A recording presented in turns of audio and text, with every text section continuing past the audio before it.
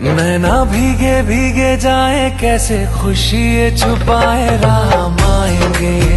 कुछ समझ न पाए कहाँ फूल बिछाए राम आएंगे। नैना भीगे भीगे जाए कैसे खुशी ये छुपाए राम आएंगे।